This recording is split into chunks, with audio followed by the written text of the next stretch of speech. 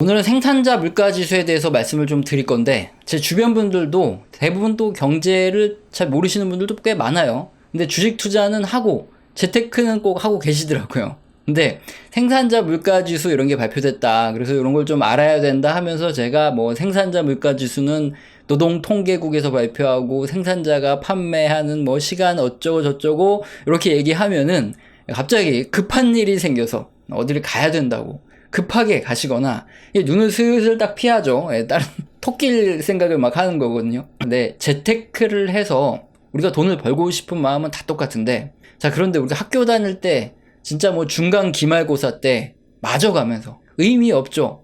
벼락치기 하고 나면 다 까먹어요. 지긋지긋하게 외우던 뭐 이런 전문 용어, 경제 용어 이런 거는 이상하게 공부하는 게 너무 짜증나요.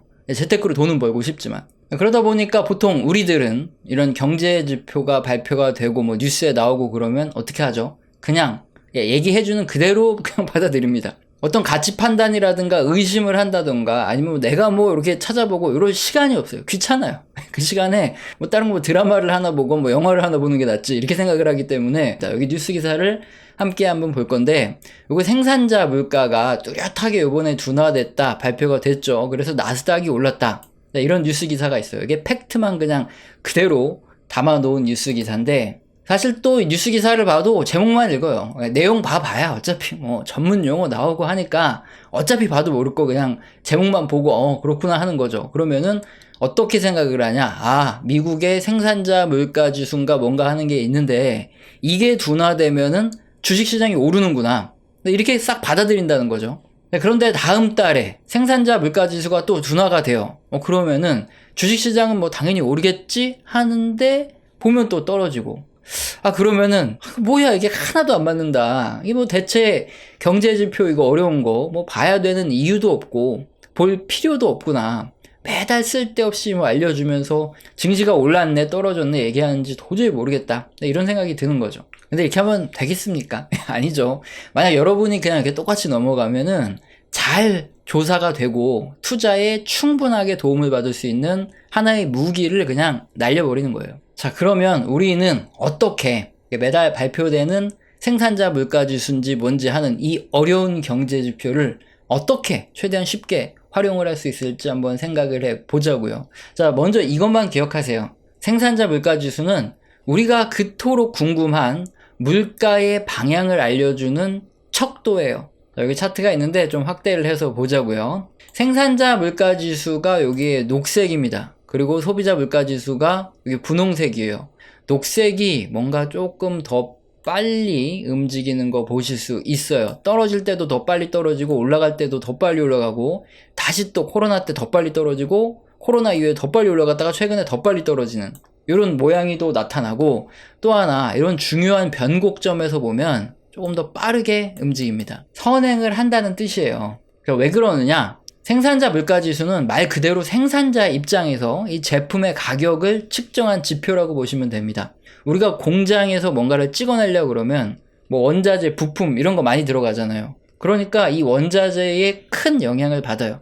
최근에 유가 급락하고 원자재 가격들이 급락했죠. 그러면서 생산자 물가지수가 이렇게 빠르게 떨어진 겁니다. 정확히 말하면 이 지표는 생산자 물가지수의 증가율이에요. 소비자 물가지수도 전년 대비 증가율이고요. 그러면 생산을 하고 나서 이걸 그냥 창고에 쌓아두나요? 아니죠. 우리 같은 소비자들한테 판매를 하죠. 그러면 생산자들이 가격이 좀 떨어졌다, 또는 뭐 좀 올라가는 폭이 좀 둔화됐다 그러면 시간을 두고 결국에는 우리들이 소비를 하는 물가에도 반영이 됩니다. 그래서 생산자 물가지수는 우리가 그렇게 궁금한 물가의 방향을 알려주는 척도다, 선행 지표다, 이렇게 부르는 거예요.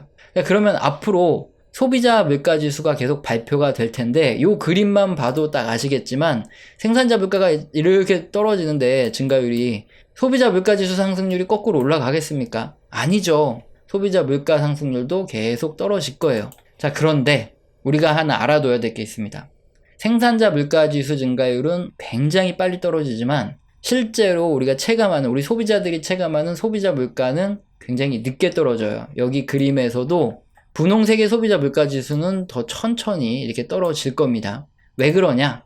요 그림을 한번 보면 돼요. 이게 소비자 물가 지수의 원 지표예요. 전년 동기 대비 증가율이 아니라 소비자 물가가 지금 어떤 상태로 흘러가고 있냐, 또 생산자 물가도 원 지표입니다. 소비자 물가 지수 보시면은 쭉 올라가다가 여기 코로나예요. 코로나 때 급격하게 올라가고 최근에도 좀 완만하게 올라가고 있어요. 생산자 물가 지수도 쭉 올라가다가 코로나 때 급격하게 증가했다가 최근에 이렇게 횡보하는 흐름이 나타나고 있습니다. 생산자 물가 지수는 횡보를 하는데 소비자 물가 지수는 계속 올라가고 있단 말이죠. 자, 일단 공장에서 원가가 올랐어요. 그래서 공장도 가격을 올렸습니다. 자, 그러면 우리한테 판매를 하는 뭐 마트, 대형마트 이런 데 포함해서 슈퍼마켓도 그렇고 이런 뭐 도소매 업체들이 바로 공장도 가격이 올랐다고 가격을 인상할 수 있을까요?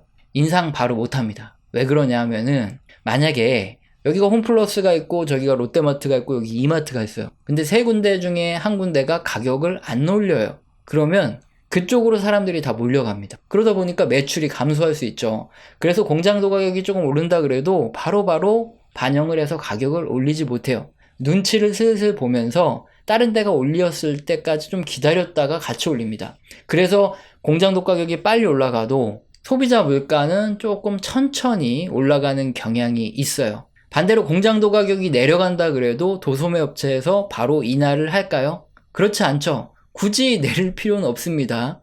왜냐하면 이 다른 뭐 홈플러스든 이마트든 롯데마트든 다른 데들이 내렸을 때, 그랬을 때 같이 내리면 되는 거예요. 그래서 최대한 이익이 커지니까 떼오는 가격은 낮아지고 파는 가격은 똑같으면 그 이익을 계속 지키려고 노력을 한단 말이죠. 그래서 최대한 경쟁업체 가격 조사하고 나서 천천히 내립니다.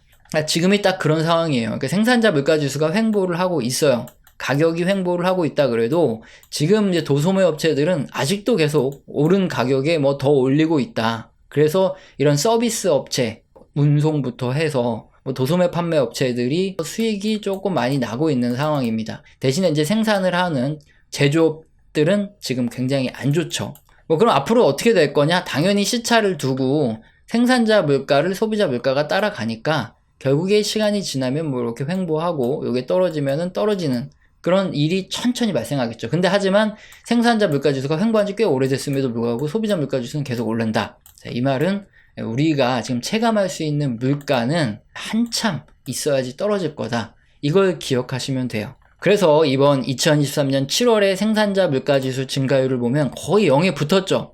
0.1% 상승으로 생산자 물가는 앞서 살펴본 대로 거의 횡보하고 있습니다. 이제 거의 오르지 않는 단계에 도달을 했어요. 그렇지만 실제로 우리가 체감하는 물가는 굉장히 높죠. 자, 그럼 이제 실전 투자, 주식 투자에 어떻게 활용을 할지 이 부분을 기본적인 원리를 다 파악했으니까 한번 생각을 해보면 금방금방 이해가 되시죠. 결론적으로 생산자 물가 상승이 둔화되면 단기적으로는 주식시장의 호재입니다. 하지만 중장기적으로는 악재다. 이렇게 생각하시면 돼요. 단기란 뭐 하루, 일주, 뭐 몇 개월 이런 것들을 단기라고 볼 수 있죠. 그런데 지금 우리가 지긋지긋한 인플레이션과 싸워왔습니다. 미연준에서 기준금리도 계속 올렸고요. 물가가 너무 올라서 너무 힘들죠. 이런 상황에 소비자 물가에 선행하는 생산자 물가가 그림처럼 0%, 거의 뭐 0.1% 바닥에 붙은 상태가 됐다. 이제 더 이상 올라가지 않는다 그러면은 곧 금리 인상 중단이 머지 않았다. 뭐 소비자 물가도 지금 올라가고 있지만 어쨌든 시간이 지나면 떨어질 거 아니냐. 그리고 금리 인하도 곧 머지 않았다. 자, 이런 환호를 할 수밖에 없죠. 이런 예측을 할 수밖에 없으니까. 그래서 지금 생산자 물가 지수가 둔화되고 있어서 투자자들이 다 환호를 하고 주식시장도 오르고 하는 거예요. 근데 중장기적으로 또 악재라 그랬단 말이죠. 중장기는 뭐 한 6개월 이상 최소 뭐 1년, 2년 이상 이렇게 보는 게 중장기죠. 왜 중장기적으로 악재일까? 한번 보겠습니다. 자, 역사적으로 봤을 때 이게 2015년, 16년에 중국 고발 부채 위기고 이게 코로나예요. 근데 역사적으로 생산자 물가 지수가 이렇게 계속 떨어져서 역성장하는 구간이 되면 2016년 중국 고발 부채 위기 때 한 30% 정도 지수가 빠졌죠. 그럼 개별 종목은 뭐 거의 40% 빠진 것도 있는 거예요. 그리고 코로나 때 여러분 기억하시지만 생산자 물가 지수가 떨어지는데 경기 침체, 주식시장 뭐 폭락하고 난리도 아니었죠. 자, 이건 소비자 물가 지수에서도 마찬가지입니다. 금융위기 때도 소비자 물가 상승률이 역성장하고 중국발 부채 위기 때도 그렇고 코로나 때도 그렇고 소비자 물가 상승률과 생산자 물가 상승률 모두 이렇게 경기 둔화나 침체 때 다 마이너스 또는 이렇게 제로 수준으로 이렇게 떨어집니다. 자, 이런 구간들이 나타나고 나면 경기 침체가 오거나 아니면 경기 침체 구간이었다는 거죠. 그래서 지금 생산자 물가 지수가 이렇게 0에 가까워졌다 이 소리는 조만간 경기 침체가 올 가능성이 점점 높아지고 있다는 소리예요. 그래서 중장기적으로 악재라는 겁니다. 그런데 우리가 생각을 해볼 게 있죠. 왜 이렇게 생산자 물가나 소비자 물가 지수의 증가율이 제로 또는 이렇게 마이너스 역성장을 하게 되면 경기 둔화 또는 침체가 올까요? 이 부분을 우리가 생각을 꼭 해봐야 되겠죠. 생산자 물가의 실제 의미는 뭐냐? 상품 및 서비스 등에서 생산자가 받는 가격을 작성한 표입니다. 여기서부터는 조금 어렵죠. 매년 동일하게 한 개씩만 팔린다고 가정을 할 때 생산자가 받는 제품의 가격은 매출이 되죠. 가격이 오르면 매출이 늘어나는 거고 가격이 떨어지면 매출도 떨어지는 겁니다. 여러분이 투자한 기업의 매출이 쭉 오르다가 갑자기 둔화돼요. 또는 매출 증가율이 이렇게 떨어지거나 아니면 역성장을 합니다. 그럼 여러분은 그 기업을 계속 갖고 있어야 될까요? 아니면은 매도해야 되나 고민을 해야 될까요? 당연히 매도를 고민해야 되죠. 매출이 떨어지면은 영업이익은 더 빨리 떨어지죠. 오히려 적자가 날 수도 있어요. 그러니까 설비 투자를 굉장히 많이 해놨기 때문에 고정비가 높아진 상태에서 매출이 횡보하게 되면은 그러면 이거는 큰일 납니다. 예, 이익 증가율이 떨어지거나 마이너스가 날 수도 있어요. 그렇기 때문에 경기 침체가 올 수 있는 거예요. 그래서 생산자 물가지수 증가율, 소비자 물가지수 증가율이 이렇게 제로로 가고 마이너스로 간 구간에는 경기 침체가 오고 경기 둔화가 오고 큰 사건들이 터졌던 이유 중에 하나가 그거였습니다.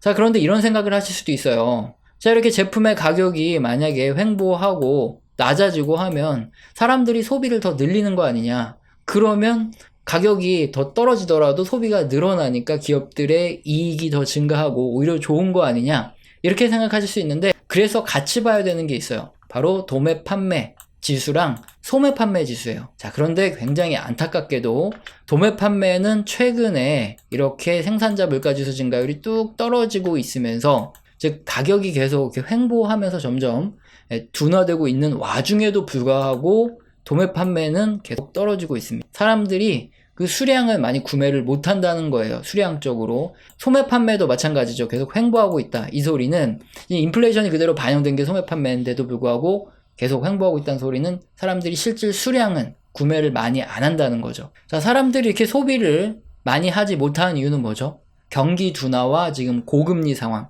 대출도 잘 못하고 그런 상황에 제품의 절대적인 가격 자체가 너무 비싼 거죠. 그러다 보니까 사람들이 실질적인 소비는 예전에 2개 먹던 사람이 하나 먹고 이런 식으로 좀씩 줄어들고 있다는 거예요. 지금 생산자 물가지수 증가율이 이렇게 떨어지고 있는 이런 상황, 이런 상황에 지금 소비까지 실제적으로 둔화되고 있기 때문에 앞으로 생산자 물가지수가 이렇게 계속 떨어지고 이 흐름이 나타날 텐데 그러면은 기업들의 매출액은 지속적으로 둔화되고 이익도 감소할 수밖에 없는 국면으로 흘러가게 되겠죠. 그래서 중장기적으로는 주식시장에 폭락이 올 수 있는 악재, 그 확률이 점점 높아지고 있다.